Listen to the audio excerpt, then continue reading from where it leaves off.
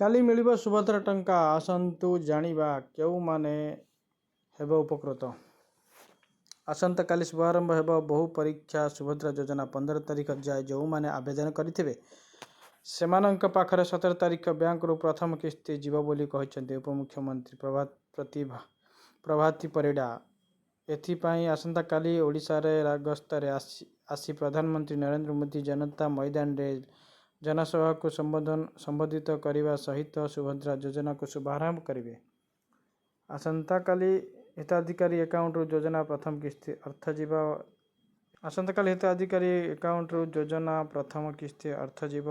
ଏଥିପାଇଁ ସରକାରୀ ଗସ୍ତରେ ବଡ଼ ଧରଣ ପ୍ରସ୍ତୁତି ଚାଲିଛି। ହିତାଧିକାରୀ ଆକାଉଣ୍ଟକୁ ପରୀକ୍ଷାମୂଳକ 1 ଟଙ୍କା ଲେଖାଏଁ ପଠାଯାଇଛି। ସାରା ରାଜ୍ୟରେ ସୁଭଦ୍ରା ସଚେତନ ପଦଯାତ୍ରା ଆଜି ଆରମ୍ଭ ହୋଇଛି। ମୁଖ୍ୟମନ୍ତ୍ରୀ ମୋହନ ଚରଣ ମାଝୀ ଓ ଉପମୁଖ୍ୟମନ୍ତ୍ରୀ ପ୍ରଭାତୀ ପରିଡ଼ା ଜନତା ମଇଦାନ ଯାଇ ପ୍ରସ୍ତୁତିର ତଦାରଖ କରିଛନ୍ତି।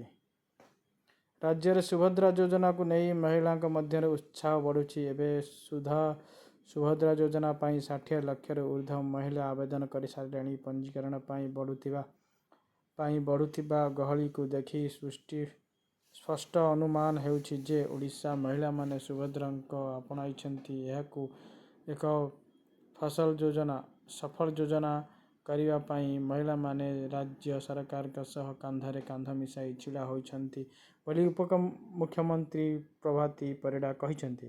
ଭିଡ଼ିଓଟି ଭଲ ଲାଗିଲେ ଲାଇକ୍, ସେୟାର, ସବସ୍କ୍ରାଇବ୍ କରିବେ।